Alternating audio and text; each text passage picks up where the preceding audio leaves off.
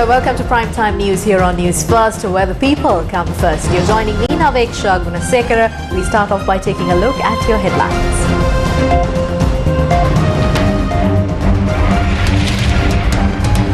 Russian state corporation proposes for a nuclear power plant in Sri Lanka. The cabinet එක ඒ යෝජනාවලිය අනුමත කරොත් එතකොට අපිට ඒ යෝජනාවලිය අත්සන් කරන්නේ. Rupee further appreciates against the dollar. Sri Lanka's reserves also increase. Trade union demand solutions to tax, salary and benefits issues and warn of mass protests on the 8th of March. No going back to pre-2020 tax policy, says State Finance Minister. PUCSL chairman, defiant, says won't resign unless sacked. I'm going to challenge basically the documents for the tariff revision which was accepted by the other members, which is not a legitimate document which was prepared by PUCSL.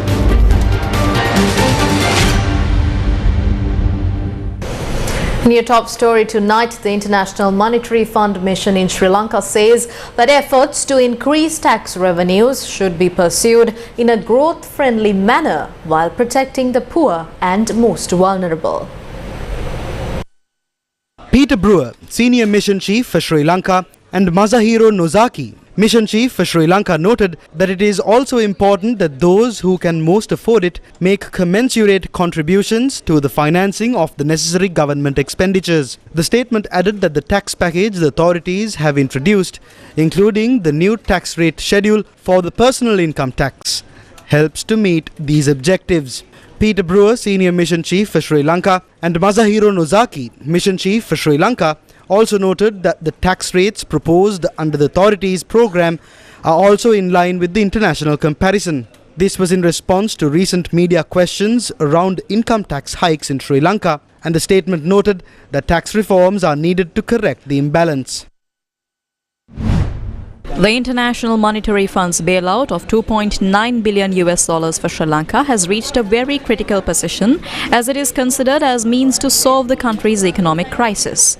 A G20 summit is currently underway in New Delhi. India and these countries have the power to influence the IMF decision on Sri Lanka. The group of 20 includes countries like the US, UK, China, Japan, India, Russia, Saudi Arabia, South Korea and Australia. 90% of global production, 80% of the global market and a quarter of the world's population is represented by the group of 20. The debt crisis affecting developing countries is a matter that is given special consideration during the summit of the G20 foreign ministers. Many developing countries are struggling with unsustainable debt while trying to ensure food and energy security for their people. They are also the ones most affected by global warming caused by richer countries. No group can claim global leadership without listening to those most affected by its decisions. However, as the leading economies of the world, we also have a responsibility toward those who are not in this room. The world looks upon the G20 to ease the challenges of growth, development, economic resilience, disaster resilience, financial stability, transnational crime, corruption, terrorism, and food and energy security.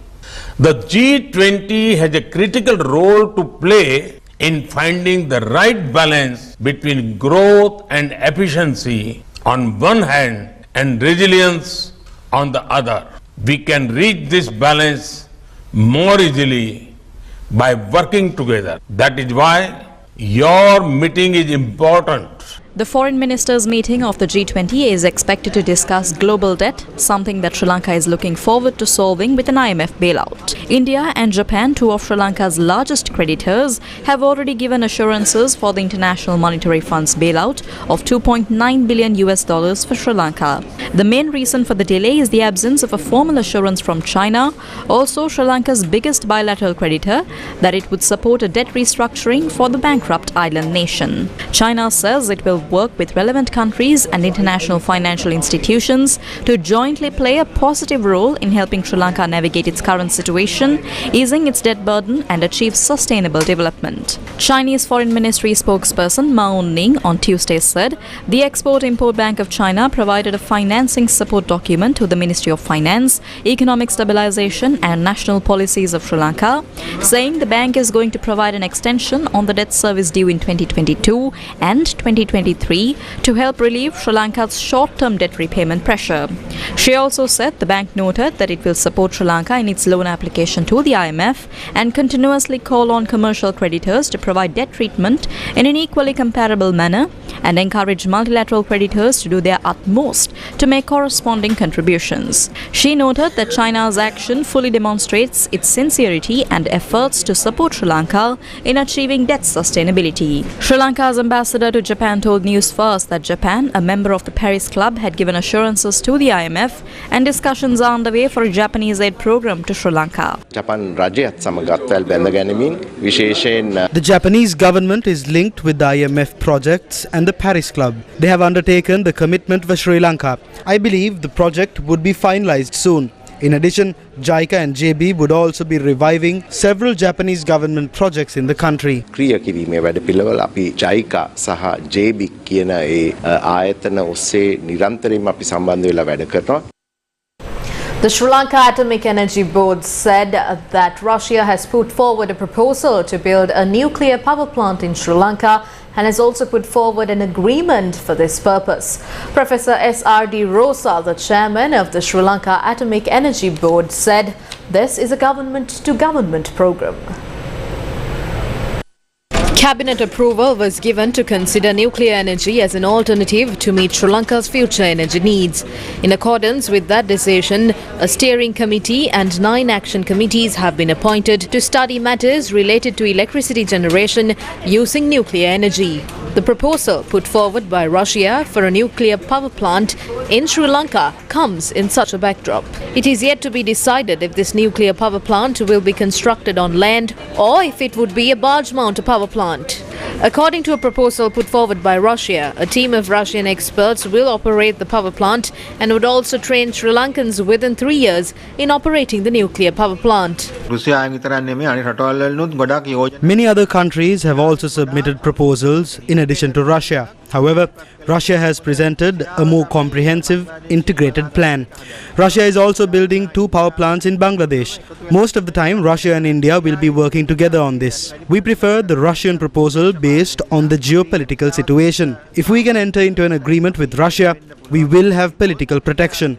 If we go with another country, many others would not like it. Rosatom, also known as Rosatom State Nuclear Energy, has put forward the proposal and it is a Russian state corporation. Newsfirst inquired about the capacity that this proposed nuclear power plant would generate. අපි බලන්නේ කවදා හරි අපේ රටට සමහර We are looking at 3 small power plants that would each generate 100 megawatts. There are 2 types of power plants. One is offshore and the other is on land. It would take a very long time to complete a land-based power plant. It takes at least 5 to 6 years to complete. If we have an urgent need, we can approach an offshore power plant or a barge-mounted power plant. Many other countries also say that Russia had developed its technology. If we opt to have 3 small offshore power plants, we can generate electricity for the country within 2 years. According to the Russian proposal, if we agree with the second option, it would take 2.5 years for them to build it and bring it here. Does Sri Lanka have the funds to invest in a nuclear power plant? We studied the agreement between Russia and Bangladesh. They've offered a 15-year grace period. Their payment plans involve a very small interest. ඒගොල්ලන්ට ගෙවන්න එහෙම තමයි ඒ plan කරලා තියෙන්නේ. When will the memorandum of understanding be signed? ලබන සුමාන වෙනකොට This will be presented to the ministry by next week. If the approval is given, it would be sent to the Attorney General's Department. Thereafter, the observations will be taken to the Foreign Ministry. The matter will be handled by the Foreign Ministry and then be presented to the Cabinet. If the Cabinet gives them the green light, the MOU can be signed. Rosatom is a Russian state corporation, and the head of this institution will sign the MOU with someone like the president. එක තමයි අස්සම් කරන්නේ. The Sri Lankan rupee appreciated against the US dollar, with the buying rate reaching 343 rupees and 97 cents and the selling rate dropping to 356 rupees and 73 cents. In recent times, the selling rate of the dollar hit a record high of over 370 rupees. According to economists, recent measures adopted by the Central Bank of Sri Lanka on foreign exchange had attributed for the Sri Lankan rupee to appreciate against the US dollar. Sri Lanka's central bank recently eased some of the strict restrictions that were imposed on local banks with regard to foreign exchange. In addition, the central bank's decision to suspend printing money, minimal borrowing due to high interest rates, import restrictions, among other reasons, have attributed for the Sri Lankan rupee to appreciate against the US dollar. The International Finance Corporation, the World Bank's investment arm, said it will provide Sri Lanka a $400 million cross-currency swap facility to help fund essential imports. 3 private banks, which together deal with over 30% of Sri Lanka's remittances and exports, will receive the facility to fund essential imports, including medicine, food and fertilizer. This did not happen overnight. This is the result of taking positive economic decisions. The results are slow. Tourist arrivals in September 2022 was recorded at 29,802. But by February 2023, the numbers have increased to 107,739. This is a 261% increase. In terms of foreign reserves, we were talking about 1.7 billion US dollars as at September 2022. But by February 2023, the reserves have been increased to 2.1 billion US dollars. Let's talk about inflation and its impact on the cost of living. If we take food inflation, the rate was recorded at 94.9% as at September 2022. But by January 2023, this rate has reduced to 60.1%. These are important facts. News First spoke to economist Umesh Boramudali about the appreciation of the Sri Lankan rupee against the US dollar. Because when the money comes to the bank, so then bank can actually honor LCs because they will have dollar inflow to finance the imports, so that they don't have to worry too much or squeeze the available dollar reserves within the bank. So that essentially what it does is it really increases the dollar liquidity in the short term, but this by no means is a long-term factor. So in long term, the certain reforms has to take place, but in the short term, this will help to stabilize the rupee, and most importantly, it will help the banks to provide money rather to ensure the honoring LCs, so that the imports can be financed without much trouble. The Deputy Chief of Mission at the US Embassy in Sri Lanka, Douglas E. Sonek, said the United States believes firmly that Sri Lanka must be able to express their views peacefully. Deputy Chief of Mission Douglas E. Sonek called on the Mahanayaka Theras of the Malwatu and Askiri chapters of the Siam sect on Thursday morning. The Deputy Chief of Mission at the US Embassy first called on the Mahanayaka of the Askiri chapter of the Siam sect, the most venerable Varakagoda Sri Nanyarathan Thera.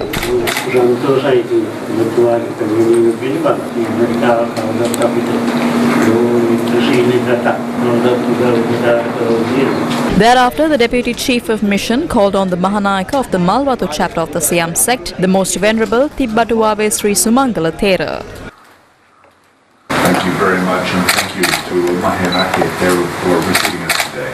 We recognize that in Colombo we see just one small part of Sri Lanka and are so enthusiastic to visit the countryside and other cities in Sri Lanka.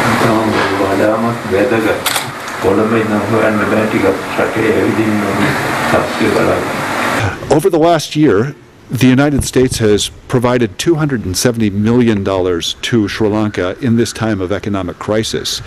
We have focused on providing that to the most affected by the economic crisis. At the same time, we're trying to work with the government on the types of regulations, the type of structural reforms that can make the economy function more efficiently and deliver for the people of Sri Lanka. The economic crisis makes it very difficult for politicians to see the way forward.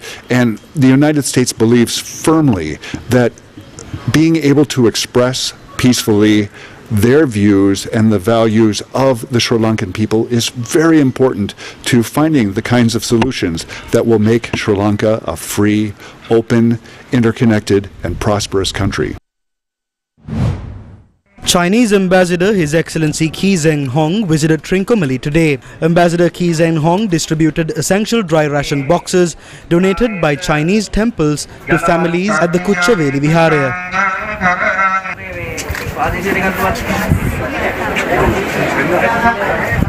Thereafter, the ambassador handed over the diesel donation to paddy farmers in Trincomalee.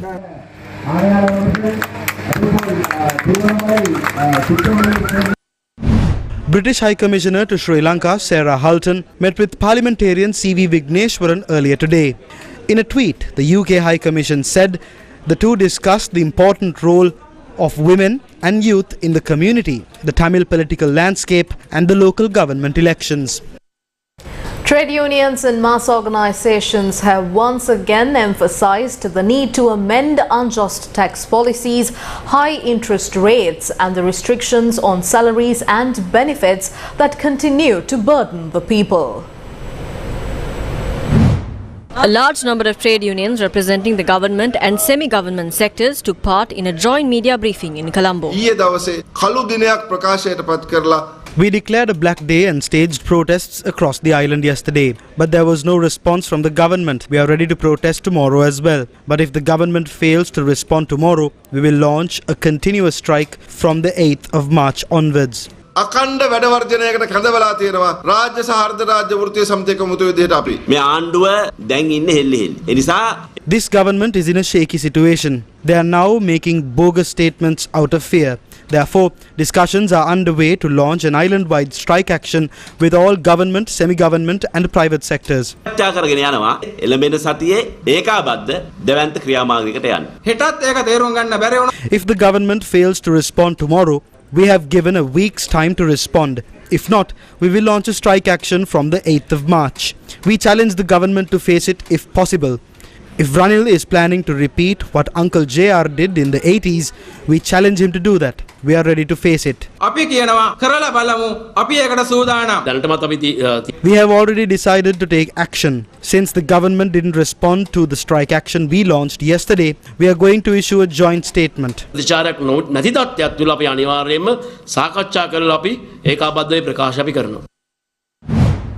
The collective of health trade unions convened a media briefing on Thursday. We demand a cost of living allowance of 20,000 rupees for all the employees. That is our main demand. The government has imposed an unfair tax on our salaries. The tax policy must be revoked. This problem has aggravated to a point where there is a medicine shortage and a shortage of equipment at hospitals, which hinder the daily activities of hospitals as well. The government must intervene to solve these issues. Provisions should be provided for this. We will stage protests opposite hospitals across the country tomorrow. The 15% salary deduction should be revoked immediately. If this is not revoked, tomorrow you can see how health workers, public servants, semi-government sector and the entire general public will take to the streets. If they don't listen to us at least then, on the 8th we will enter into an all-island strike action. The trade union collective of the Moratuwa University staged a protest against the unjust tax policy, high bank interest rates and other issues. The protest was held opposite the University of Moratuwa.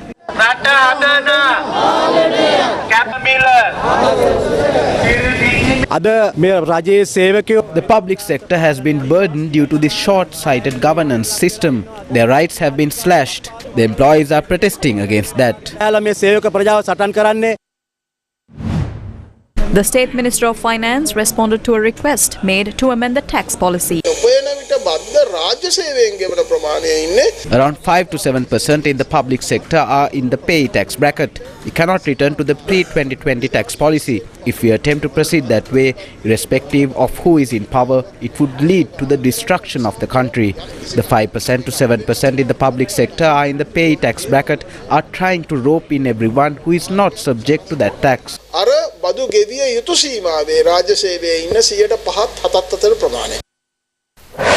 News First with the people. Protests were organized in many places by the Frontline Socialist Party based on several issues, including the rising cost of living and the electricity tariff revision.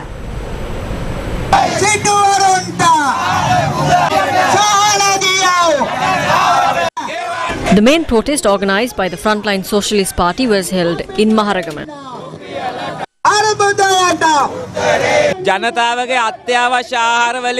People are being unfairly taxed from essential food to even essential source of energy.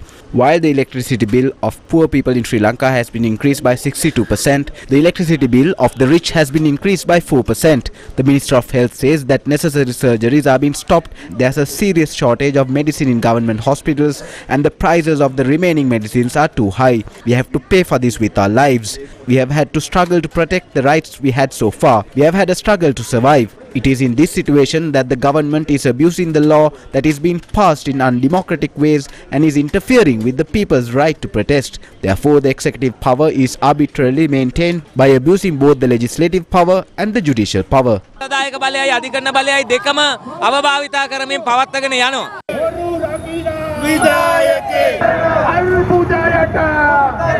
Another protest was held this evening at Middenniya.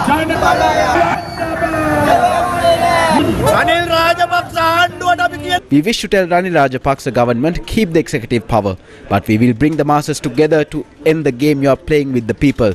You will be forced to leave this country.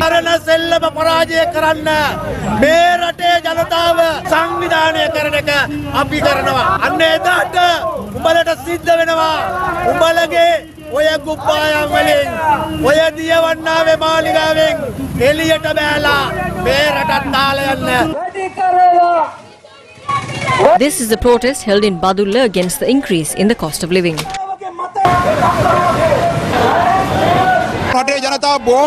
The people are finding it difficult to survive. The issues have increased, and in the midst of that, the tariff and the taxes have been increased. The people have started to struggle. We demand the government to end this right now.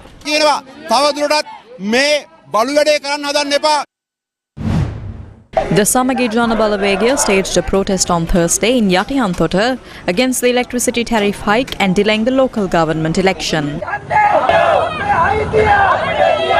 Wahana motada tel tike gaha ganda bari viduliya motada e bile uho landa bari kiripiti motada daruweku hata denda bari rajayak motada janayaraka ganda bari ඒක නිසා කරුණා කරලා පින් සිද්ධ වෙයි මෙතනින් අයින් වියන් කියන එක තමයි අපිට කියන්න තියෙන්නේ.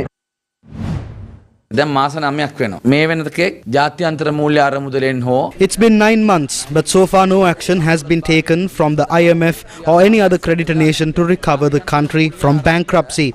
In fact, even though the International Monetary Fund wants to help our country, it cannot do so due to the actions of this president. The IMF is facing a rare situation.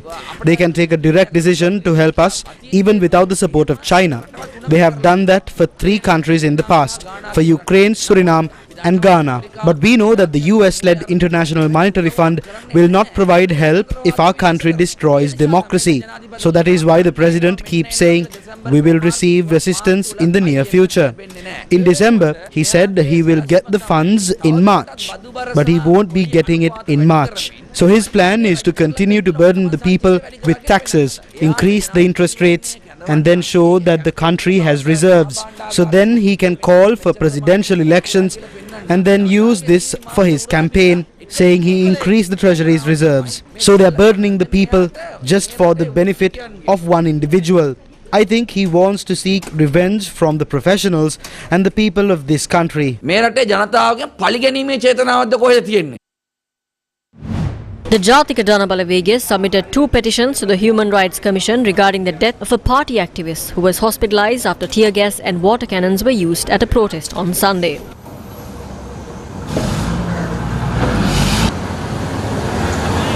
We suspect that they used excessive amounts of tear gas. We suspect the quality of tear gas. We suspect that expired tear gas was also used in this attack.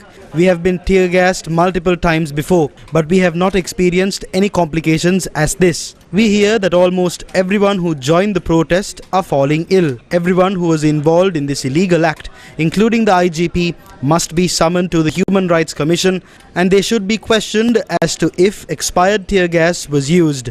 We have named all those responsible as respondents. We suspect the use of expired products. If not, how can a person die like that?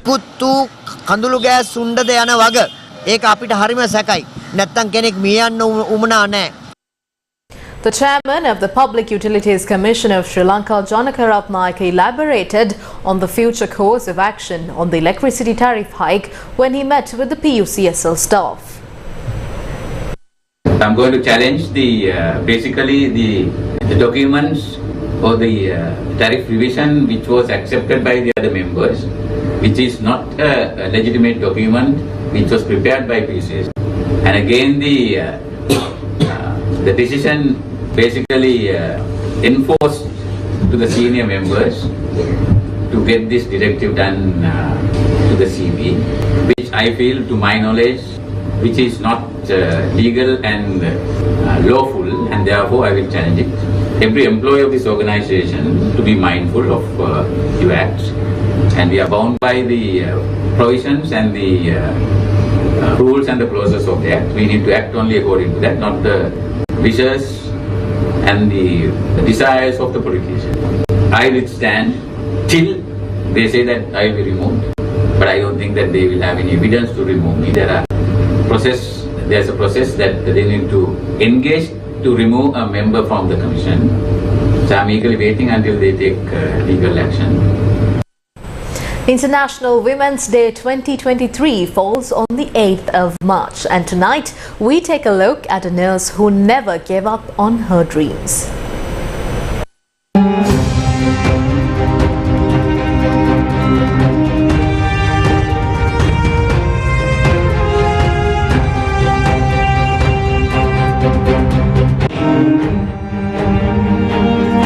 This is Dulani Ayeshika Piris.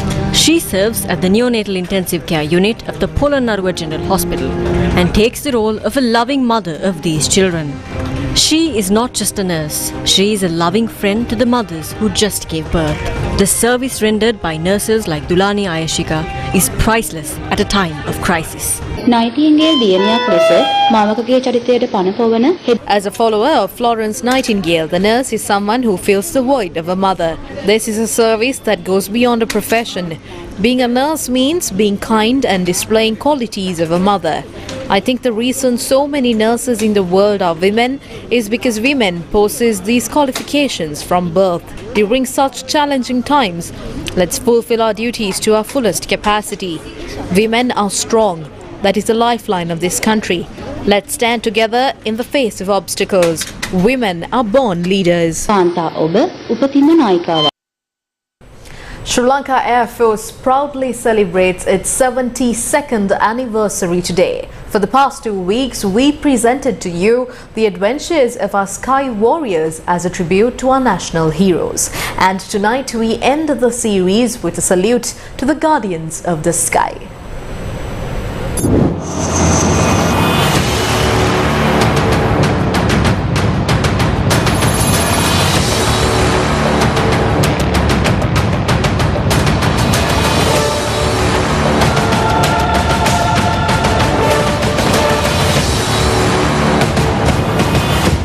It is common knowledge that airports are catalysts for tourism growth and key to a country's national and international trade relations, and airport security is vital. At the Bandaranaike International Airport, a strong force of over 150 airmen are deployed to maintain security and protect the premises. While adhering to the regulations imposed by the international civil aviation organizations and following the standards set by the Civil Aviation Authority of Sri Lanka, these warriors always ensure the safety of every passenger who pass through the gates of the BIA. Screening and clearing all entry and exit gates of the airport are carried out by a specially trained team of airmen and women.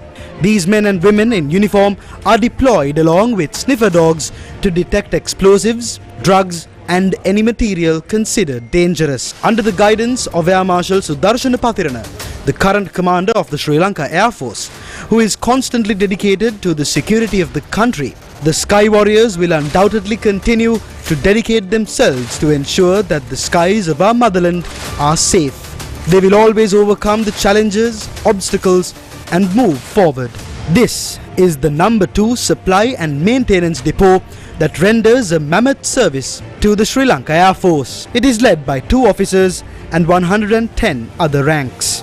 The number 2 supply and maintenance depot consists of a clothing group with the largest apparel factory owned by the Sri Lanka Airport, and it produces high quality military uniform, military camouflage and ceremonial dress uniforms for the entire Air Force.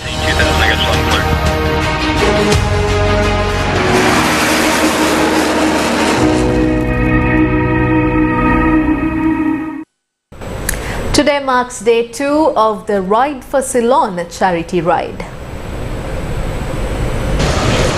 Day 2 of the 7th annual tour of Jaffna, also dubbed Ride for Ceylon, was flagged off from Batticaloa on Thursday morning and reached Trincomalee. So we have riding with us about 70 riders from all nationalities, local Sri Lankans and also from across the world.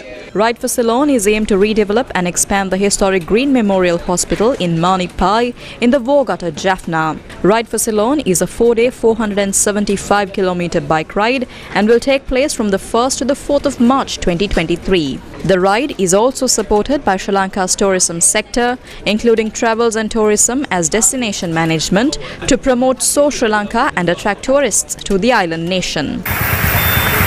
We've still got two more days to go to see some of the beautiful countryside and experience all that Sri Lanka has to offer. Riders, based on their experience and riding speeds, were divided into 3 groups. Each group had a peloton ride captain. The ride will end on Saturday in Manipai in the northern province. Visa Center to obtain visas to travel to Turkey was declared open at the World Trade Center today. Ambassador of Turkey to Sri Lanka declared open the new visa center to obtain visas to travel to Turkey. The main objective of opening the visa center is to provide a quality and speedy service to the Sri Lankan public. For the past 10 years, visa applications have been accepted via the embassy. Sri Lanka's economic meltdown has spiraled into a full-blown hunger crisis, with half of the families in the island nation forced to reduce the amount that they feed their children, according to a child rights charity.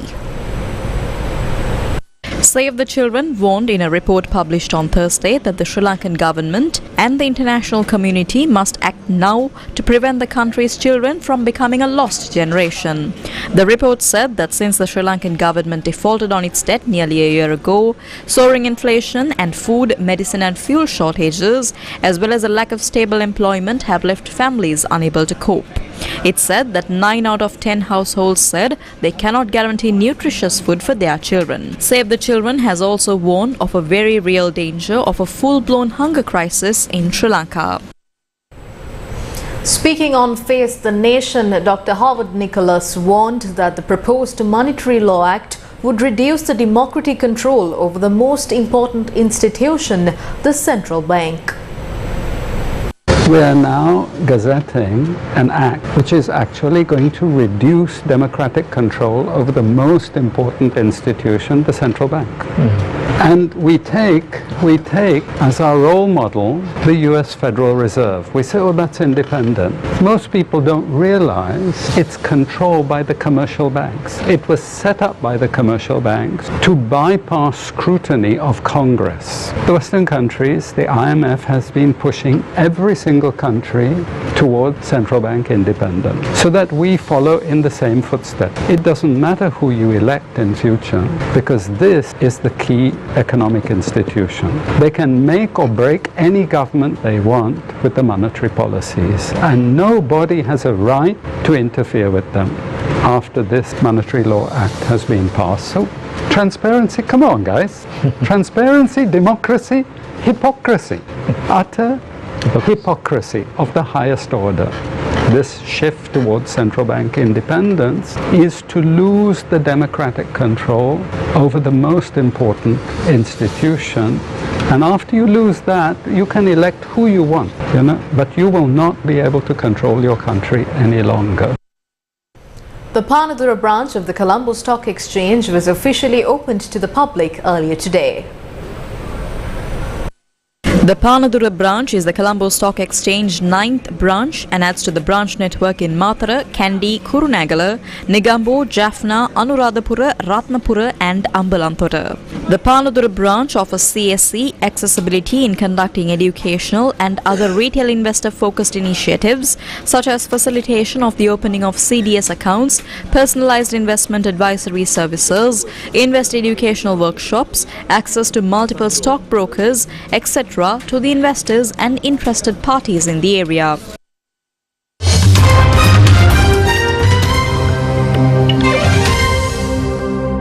India's Supreme Court has set up an independent panel to investigate a US research firm's allegations of fraud against billionaire Gautam Adani's business empire. Research had accused Adani Group firms of stock manipulation and financial fraud in a report in January, sending its shares into a sharp fall. The group has denied the allegations. But the incident sparked a political row, with opposition leaders demanding an investigation into the claims. On Thursday, the Supreme Court appointed a 5-member panel to investigate the allegations. The committee, which will be headed by former Judge Abe M. Sapre, has been asked to give its report in 2 months. Minutes after the verdict, Adani tweeted that his companies welcomed the court's decision, which he said would bring finality in a time-bound manner. And that's a wrap of Primetime News. For all these stories and much more, you can visit our website, that is www.newsfirst.lk. Thank you for watching. Good night.